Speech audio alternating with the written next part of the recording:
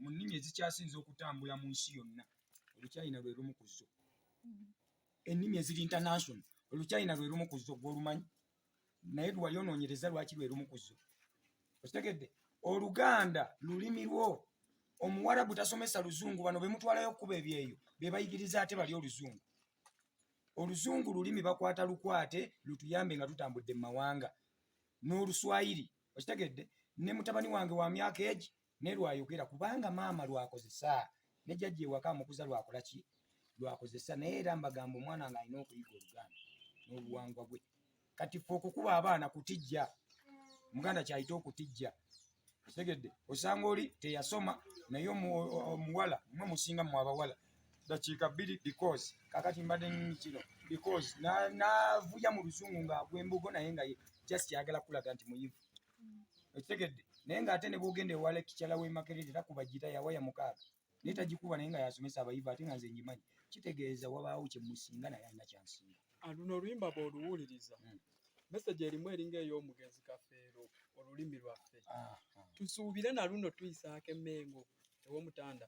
Emmengo okugendayo si gw'olonda Kabaka bw'alisiima byenkola ng'omusajja Omuganda alimpita kubanga Kabaka asiima busiimi era ffe okuyimbira Obuganda tetunoonya ssente tuyimba kubanga tuli Baganda tulina okukunga abantu bategeere obuwangwa n'ennono bategeere Obuganda bategeere Uganda okitegedde bawe Kabaka ekitiibwa. Tosobola kuŋŋamba nti oba obuwangwa n'ennono ekitiibwa ng'ate Kabaka tokimuwa. Kyova olaba omulokole omusanga yayokyezza amasaba eggulo limu ate wajja mu lubiri ewa Kabaka n'awoza oggunda kinga ebyambalo byokye. Kuki? Nze siri kidomola siri pipa nze okubeera epipa mbeera ekidomola kuba bakyokya ne kiddamu ne kikola oba yeekyusa nze siri mu katemba era ngenda nakukola ku lusenge nze sisinza busiraamu. Make the point clear. Wavudde mu busiraamu banzaalibwamu kuba nali muto nga simanyi obulokole mbugenzeemu kuba be bamperedde nze sikuze na famire yange naye byonna bwe nzize mbinoonyereza n'enzuula nina okusinza Katonda nga mpita mu buwangwa bwange. Tokyali musiraamu. Saagala kumanya muzikiti gwendeka oba munteekanga na mu keesi temunteekanga mu Musanda nkoleredde ensi yange ebyo by'okuntwalanga eyabbi olunaku lumu munteeka mu kakabuli mundeetenga ekkeesi nnaku 7 ndi ku nsi muyimbe munteeke mu keesi yange bulungi. Nze sirya mbizi okulya embizi sikitegeeza okusinza Katonda ekyo buba butamanya buwutufu era nnenya abali embizi kubanga Bayibuli ekugambye Yesu yagigoberamu emizimu naye bw'osanga mu COVID kati ngitadde kuba bagguddewo kati olulala lwengenda okuta baluyitayo odi yafulumya dda naye nga vidiyo egenda kufuluma ngeno emaze okutambula vidiyo bagiyise ntobana kintu